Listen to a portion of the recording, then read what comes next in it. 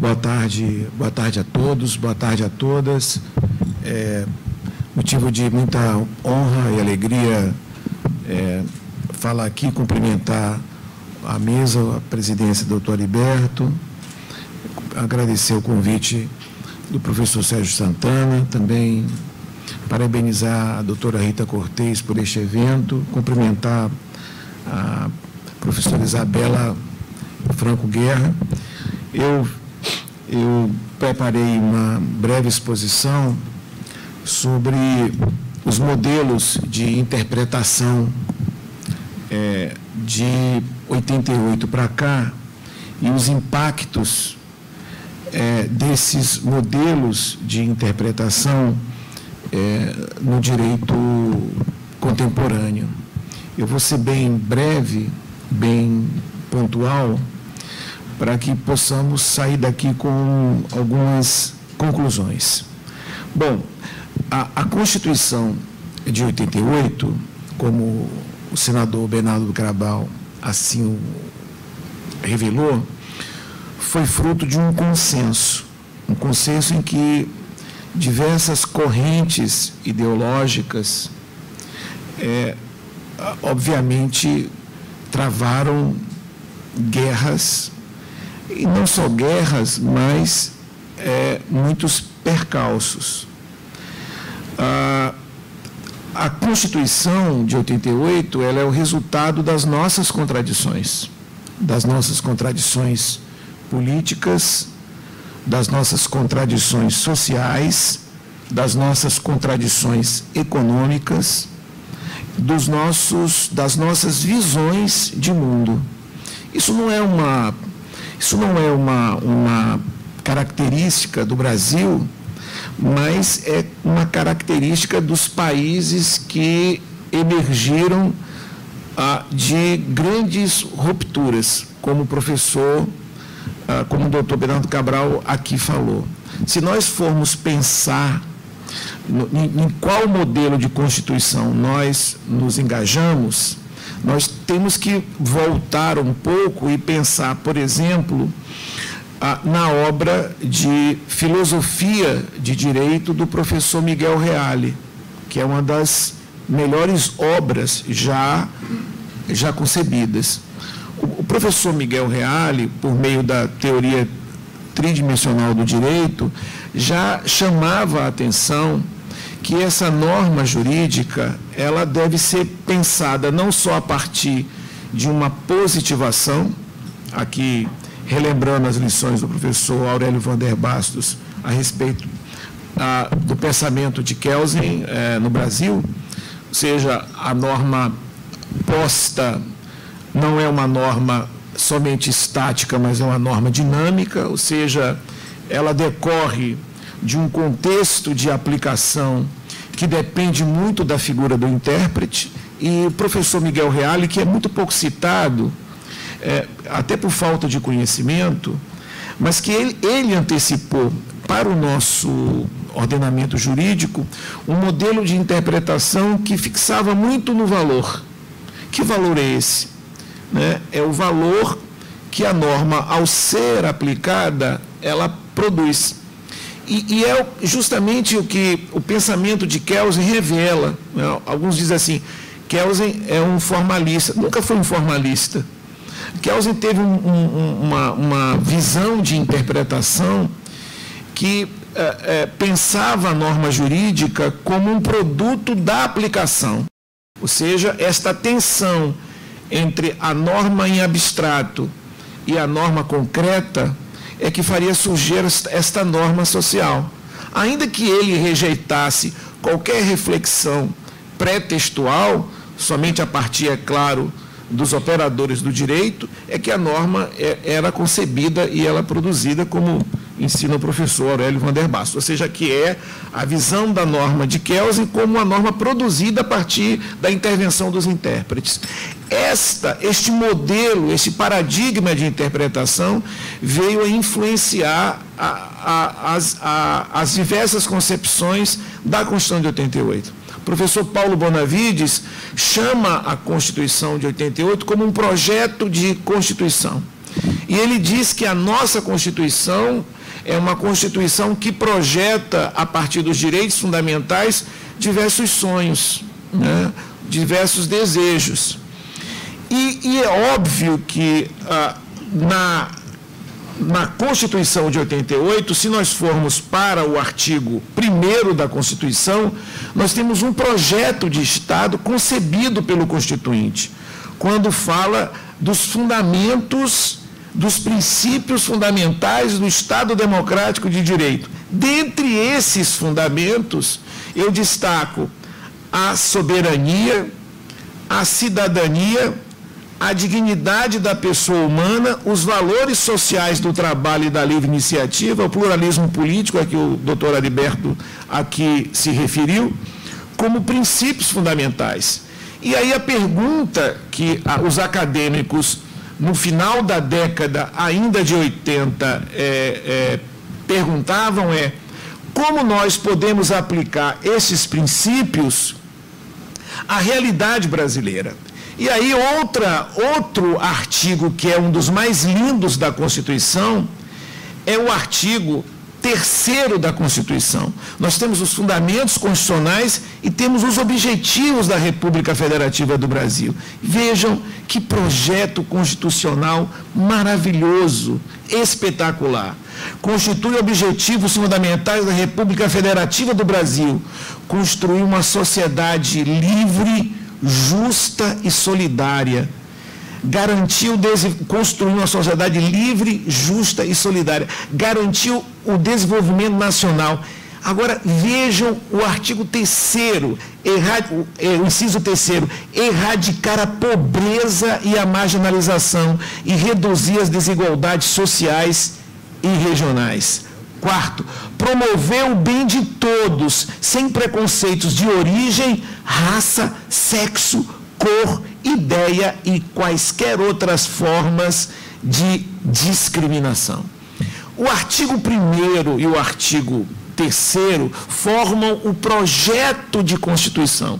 A Constituição que nós, povo, poder constituímos, elegemos, promulgamos. A partir destes dois artigos e do artigo 5º da Constituição, direitos fundamentais, artigo 6º da Constituição, direitos sociais, artigo 170 da Constituição, que é o modelo de desenvolvimento econômico projetado para um país que queremos, nós, então, refundamos um novo modelo de hermenêutica. E que hermenêutica é essa? É uma hermenêutica baseada nos princípios constitucionais, que encarnam o quê? Que encarnam esses valores. E, professor Aurélio, essa interpretação principiológica já havia sido lá lançada às raízes pelo professor Miguel Reale, com a teoria tridimensional do direito, a partir do momento que ele diz: olha, precisamos que não haja somente uma norma, mas que haja um valor. Toda esta interpretação a partir de princípios teve uma inspiração em algumas matrizes históricas. A primeira matriz no direito alemão, que, vejam, constrói, e foi o direito alemão que concebeu pela primeira vez, a partir de um julgamento na Suprema Corte Alemã, em 1946, quando logo depois, 1949, logo depois de todo o trauma da história, foram os alemães, meus queridos, que conceberam pela primeira vez o princípio da dignidade da pessoa humana, que disse: olha, nós não podemos interpretar a norma apenas como um texto vazio. É preciso que a Constituição possa concretizar o que é de mais sublime na pessoa, que é resguardar a dignidade que cada ser humano tem. A partir dessa decisão histórica de 1949, todos os países adotaram um modelo de Constituição axiológica, ou seja, valorativa. Então, nós tivemos, a partir desta concepção alemã, a influência de Peter Heblen, de Ronald Alexis, e, é claro, muito tempo depois, a ascensão das cortes constitucionais com os autores portugueses, professor Canotilho, o professor também Pontes de Miranda, num grau menor. Na Espanha, nós tivemos a contribuição de Persis Barbas e Pérez Luz, autores espanhóis, e estes autores, estas três tradições se juntaram à tradição tardia dos Estados Unidos, que não é tão tardia assim, explodiu a partir da década de 60 e depois se desenvolveu com Ronald Dworkin, dentre outros autores que passaram a conceber uma interpretação, vejam, da Constituição a partir de valores. Estas ideias fomentadas no Brasil só chegaram aqui no final da década de 80 e início da década de 90, com a obra do professor Canotilho, o chamado Curso de Direito Constitucional, que pela primeira vez interpretou esses direitos a partir dessa visão alemã, porque ninguém conseguia ler o direito alemão. Um amigo meu disse que estudar alemão é muito para uma existência só. Então, não é possível ter acesso aos autores alemães. Então, o professor Canotilho, como lia, obviamente, lê em alemão, ele trouxe esses autores, importou esses autores para o direito brasileiro. Quais foram as consequências? Uma consequência positiva e uma consequência negativa. A consequência positiva foi que a doutrina passou a exigir um posicionamento dos tribunais. Olha, não é mais possível interpretar a Constituição a partir de uma visão positivista. É preciso enxergar a Constituição como um instrumento de transformação. Aí vieram as primeiras decisões do Supremo Tribunal Federal. Aqui normatizou e concretizou o mandado de junção, que foi a regulamentação do direito de greve do servidor público, que até hoje o direito de greve não foi regulamentado do servidor público. Data de 2006, 2007, as primeiras decisões que efetivaram o direito de greve. Depois, a decisão sobre a verticalização dos partidos políticos, das coligações políticas, e a partir daí, o Supremo Tribunal Federal deixou de ser apenas uma corte de julgamento de recursos extraordinários para assumir uma posição de corte constitucional. E é óbvio que nós tivemos também, digamos assim, um efeito colateral desta grande influência principiológica. O Supremo Tribunal Federal passou, além de interpretar a Constituição, a substituir o parlamento. E aí, obviamente, a partir dessa visão, não se sabia mais quais as limitações. É claro que vieram decisões fundamentais, como, por exemplo, a declaração de constitucionalidade do sistema de cotas, a decisão que conseguiu uma mutação no texto da Constituição para permitir famílias diferentes das tradicionais, ao invés de homem-mulher, homem-homem ou mulher-mulher, ou seja, as diversas formas de famílias. Mas eu quero citar um exemplo. Começou um ativismo doentio. E o exemplo desse último ativismo doentio foi quando o ministro, recentemente, Luiz Roberto Barroso, levou ao Supremo Tribunal Federal uma proposta de regulamentação do direito de a família educar os seus filhos.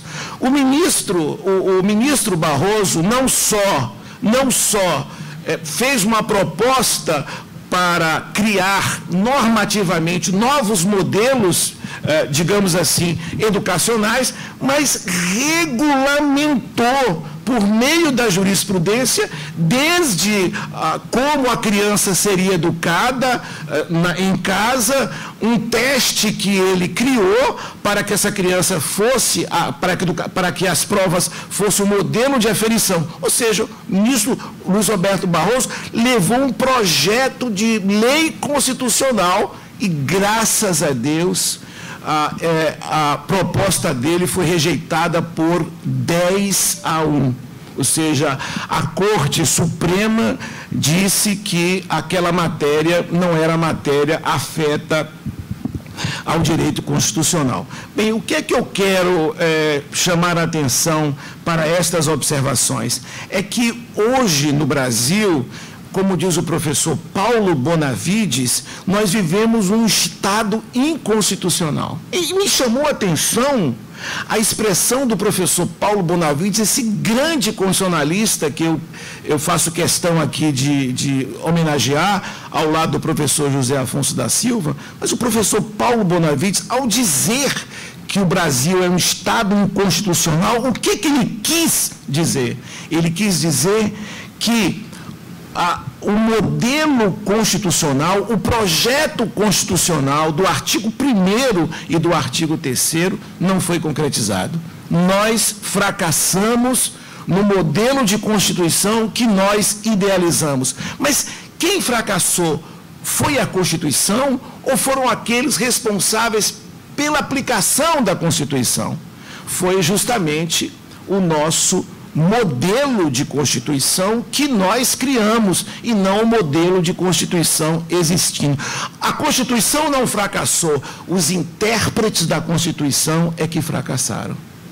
E fracassaram porque não conseguiram, por exemplo, erradicar a pobreza e a miséria e toda forma de discriminação. Em pleno século XXI, em 2018, o doutor Heriberto fazia aqui menção, e eu ouvi com bastante atenção, ao fato de crescimento no Brasil de um sistema voltado para o ódio. Então, o nosso projeto de Constituição hoje divide diversas comunidades aqui no WhatsApp que eu tenho acesso, está agora dividindo o país entre o país civilizado do Sul, do Centro-Oeste e o país subdesenvolvido no Nordeste, que é uma coisa assim lamentável, algo que foge do nosso projeto constitucional. Então, nós temos hoje um país de analfabetos, como eu já ouvi, daqueles que detêm o menor índice de desenvolvimento humano, que é o Nordeste, para um Estado que votou corretamente, que está focado no Sul ou no Centro-Oeste, ou onde o projeto político idealizado daria certo. Para além das nossas convicções ideológicas e políticas, nós podemos dizer que não é a Constituição que precisa sofrer uma revisão ou uma emenda. Nós é que precisamos sofrer uma emenda, sofrer uma reforma constitucional. Nós, e eu quero citar aqui um título de um livro que está na internet, que vocês podem acessar e baixar, que é um livro escrito em 1987, se eu não estou equivocado, do professor Darcy Ribeiro. Que o título desse livro é Aos Trancos e Barrancos, por que o Brasil não deu certo.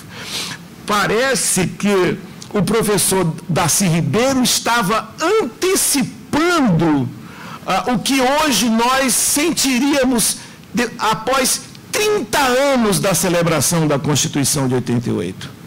Ou seja, nós não conseguimos, claro, tivemos avanços, professora Isabela Franco Guerra mostrou os avanços que tivemos na área de direito ambiental, tivemos avanços na área dos direitos sociais, ainda que houvesse uma luta tremenda para chegarmos a afirmar que empregada doméstica é empregada com todos os direitos, porque houve uma luta de grande parte da sociedade para ainda separar a empregada doméstica do trabalhador. Foi preciso uma luta, verdadeira luta, para dizer o seguinte: olha, as empregadas domésticas têm direito a tudo que está no artigo 6º da Constituição, mas nem tudo.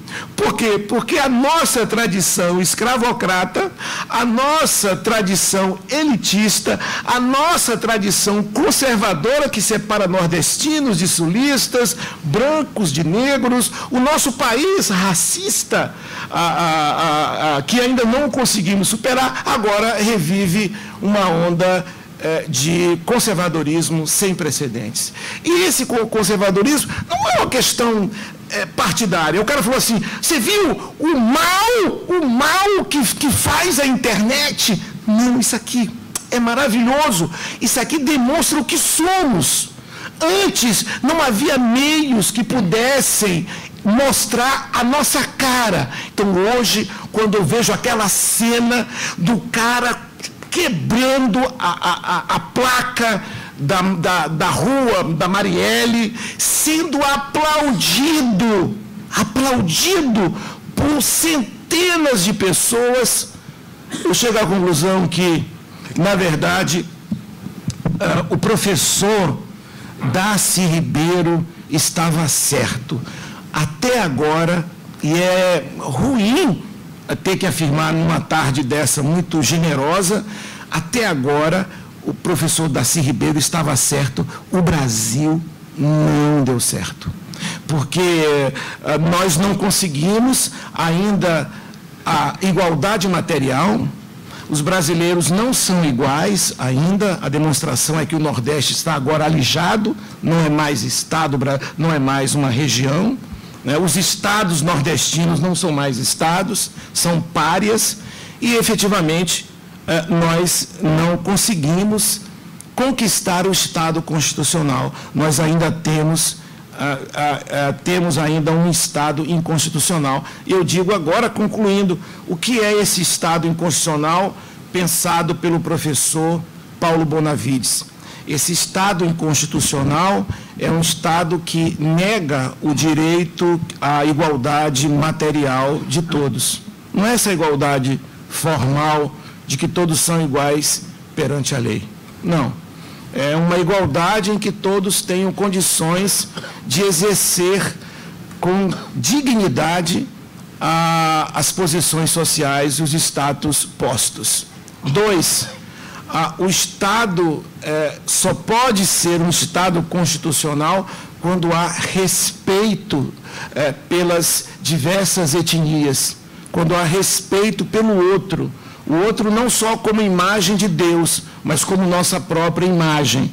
E, principalmente, terceiro, o Estado social é aquele Estado, o Estado constitucional é aquele Estado em que os direitos sociais, econômicos e políticos sejam unos, ou seja, haja uma unicidade desses direitos, toda esta unicidade, ou seja, toda esta outorga generosa, nós não conseguimos até agora, nos 30 anos da Constituição, celebrar. Hoje, com tristeza, celebramos 30 anos da Constituição sob a perspectiva da separação, do racismo, do ódio étnico e da perversidade dos apartheids da nossa sociedade. Mas, ao mesmo tempo que não conseguimos fazer uma celebração eficiente, uma celebração de virtudes, nós podemos dizer que o desejo de ter uma Constituição não perfeita, mas concretizável, irá nascer das nossas lutas. Nós temos que resistir. Ele não. Muito obrigado.